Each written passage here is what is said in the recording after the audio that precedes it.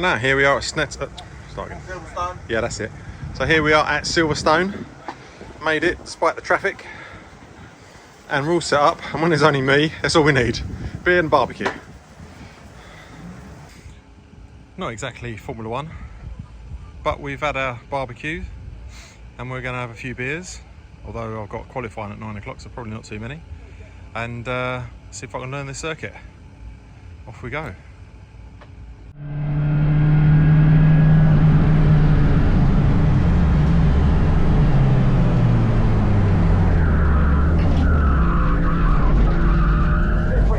Slippery. Some shit all over the floor.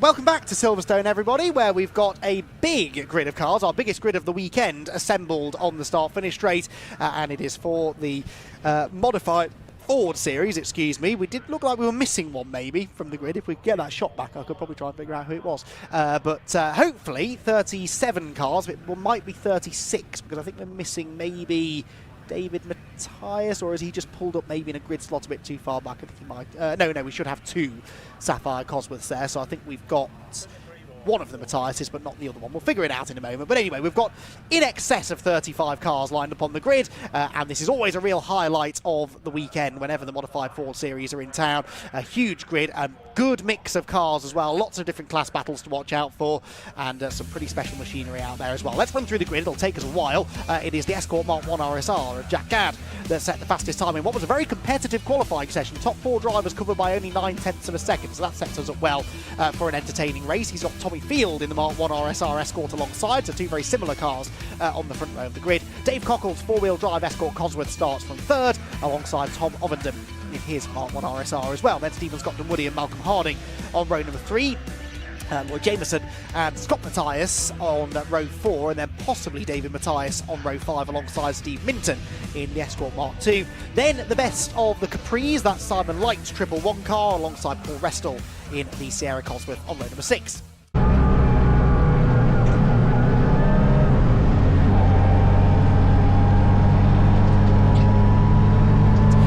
For this one, let's see what happens then. 15 minutes the duration for this first of 2 modified Ford Series races here this afternoon from Silverstone. Lights go out now and the thunder roars as they head towards Cops Corner for the first time. The 2 RSRs on the front row together, both seeming to get a pretty even start. On the inside line, Jack Gadd, the outside Tommy Field. Pole position, of course, for a rolling start being on the inside line, on the outside, as it has been for the rest of the weekend. And they all are on their tippy toes through Cops Corner, just trying to stay out of each other's way. It's Field, though, that's got the better of Jack Gadd at the start, and Dave Cockle comes steaming in third place. That's how much he wants to try and beat the RSRs. That's not really the best way to do it. No, it's not. So anyone that says that we should be limiting series needs to have a proper think about that. But from here, look at this. I know we'd like them in championships and things like that, but this is terrific, and I love it because you come along and say, oh, that guy's here today. That's Dave Cockle, who arrived backwards at Brooklands then. I think he had a bit of a brake failure or something because there was a pair of big black lines on the tarmac going into the corner.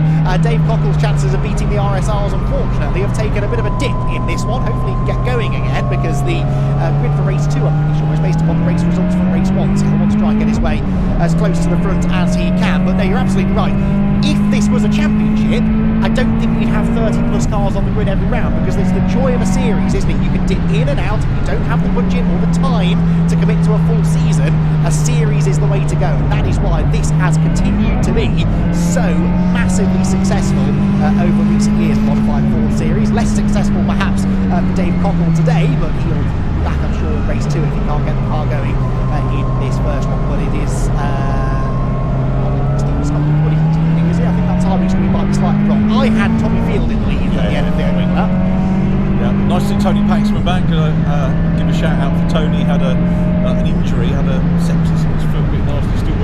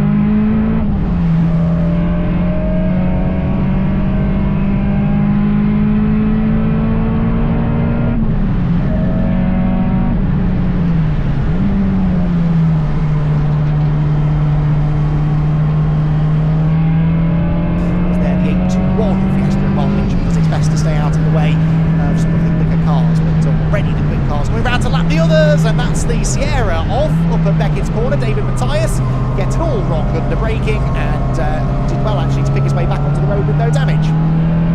He did do well, didn't he? 3 tenths from Gadd and Scott Doherty at the moment. Yeah, the field gets spread out fairly quickly. It was great. Tom Ovenden, you know, races in the JCW Mini category.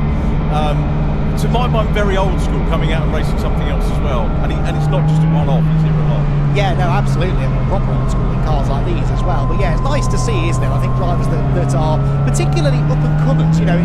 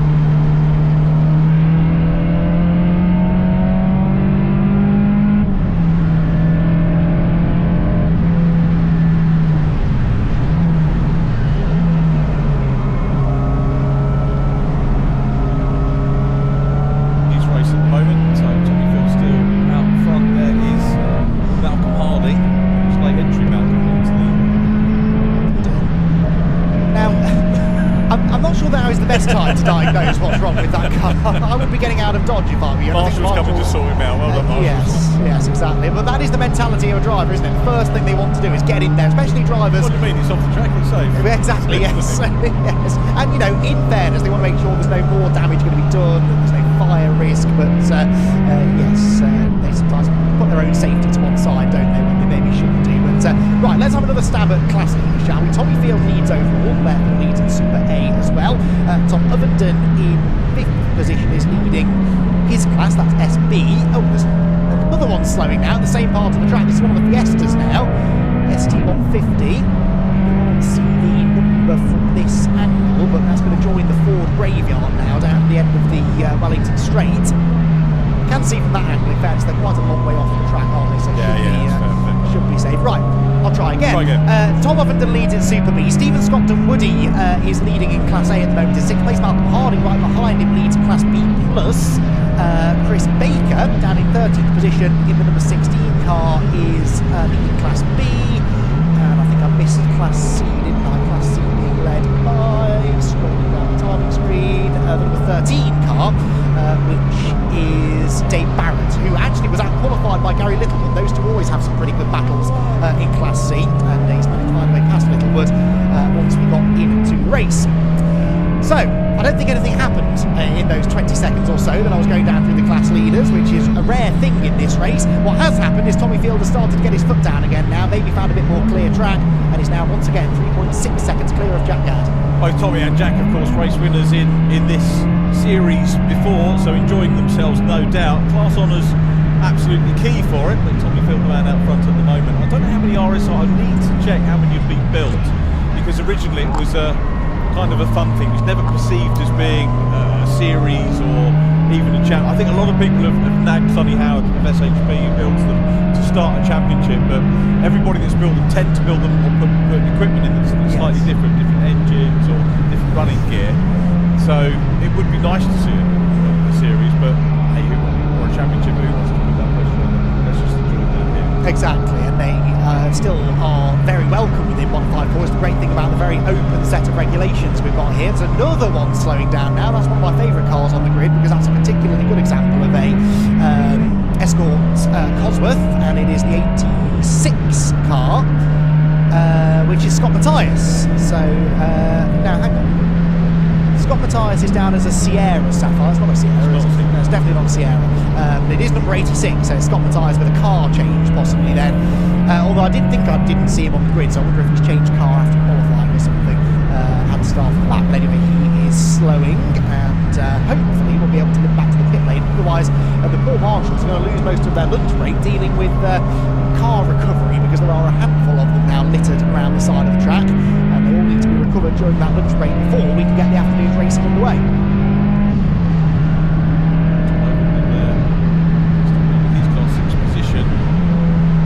Again, actually, no, won't be out next week. Tom Upton, it's not JCW's next week. It's Cuba. Yeah, that's right.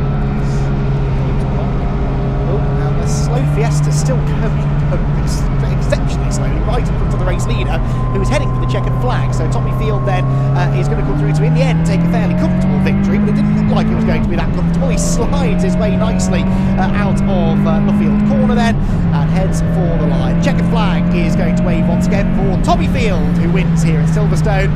Jack Gadd actually got a bit closer on the final lap or so there, coming home in the end in 2nd position.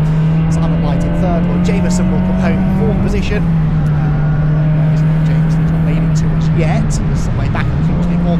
Simon Light, by the way, only 4.5 seconds adrift of the lead in the end, so pretty impressive stuff. There is Jameson going through 4th, Stephen Scotton Woody 5th, Tom Ovenden in 6th is a class winner, Malcolm Harding 7th, and the rest of them going through that Fiesta, really going slowly. I don't think I ever did get a number on that car, so figure it out as it comes through some parts, if I'm honest, as it made its way past there. Then let's have a look at, I think it's the number 4. I think that's number 4. It was going very slowly. Nigel Hutton's lap times were over a minute off the pace at the end, because of whatever kind of gremlin team we're into. But anyway, luckily everyone else avoided him. Get a nasty little incident out on the track. So the modified Fords will head back to the pit lane, and we head into a lunch break now before we go racing again this afternoon. And busy afternoon. We're not even halfway through today's races, so plenty more racing to bring to you here from the Silverstone National Circuit. Tommy Field wins the race, gets a win in Super A as well, ahead of Jack Gadd, Simon Light and Lloyd Jameson. Stephen Scott and Woody is the Class A winner, with Tom Ovenden winning in Class Super B. Malcolm Harding also a class winner in 7th position, that was Class B+. Then David Matthias, Paul Restall and Malcolm Wise complete the top 10. Steve Minton 11th, Paul Neville 12th, and Chris Baker makes it onto page 1 of the results as the winner of Class B. Then further back, Tyler England, Wayne Crabtree, Gary Johnson, Oliver Bullion and Tony Paxman.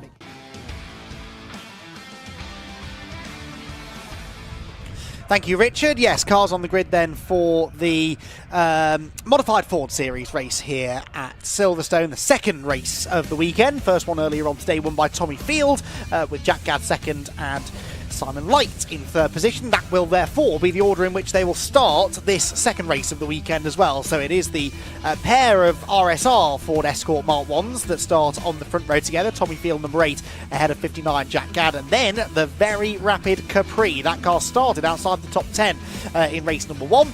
And is starting this time from the inside of row 2. Could be a contender for a win maybe in the hands of Simon Light. Lloyd Jameson will start 4th in the Escort Cosworth Maxi, then Stephen Scott and Woody and Tom Ovenden on row number 3. 4th row will be Malcolm Harding and David Matthias, with Paul Restall and Malcolm Wise on row 5. 6th row Steve Minton and Paul Neville, and on the 7th row Chris Baker and Tim Foxlow. Row 8 Tyler England and Wayne Crabtree. 9th row Gary Johnson and Oliver Bullion, and then the 10th row Tony Paxman and Mick Head. Yeah, Simon, he could well do it. He reckons he might be able to get a good start, but he said it would be a fight from there on in. Funny, isn't it? In a series like this, we congratulate the drivers for not bragging, and then we hear the juniors saying, yeah, I know I can win a race, and we're like, yeah, go you. But very different kind of series, this, to something like Janetta Juniors, isn't it? That's for sure. Anyway, Tommy Field and Jack Gadd on the front row together. 2x2, they run to the line. And the lights go out. We're away in racing once again here at Silverstone, and this is always a hold your breath moment as they head 2 and 3 abreast into Cops Corner. It won't be Simon Light who leads them at the first corner. It will be one of the RSR Escorts. A bit of contact maybe in the middle of the pack, but they're all getting through safely. That was Malcolm Wise, I think, getting tapped a bit sideways, and he's lost his momentum as a result. Look at this though. Tommy Field versus Jack Gadd for the lead, and Jack Gadd wants to try and take the fight to Tommy early doors here, and that's exactly what he's doing. He is, so the 2 RSRs, look at them. No way, Simon.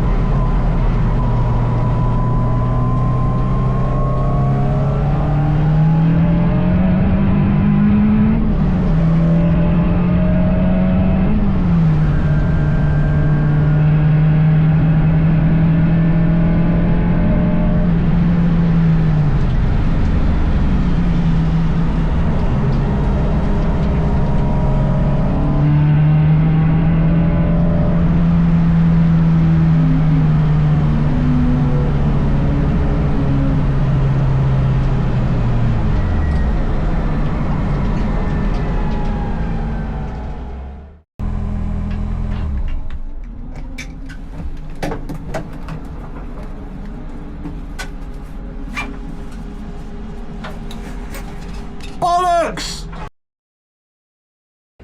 Well, that concludes the weekend at Silverstone. Got myself a little trophy, third in Class A, pretty good. Second race was not so good. For some reason, under boost had a misfire. It could be something simple, could be something costly, but hopefully it's something simple we can get out for Ford Power Live, and that's at Brands Hatch next month. So hopefully see you then.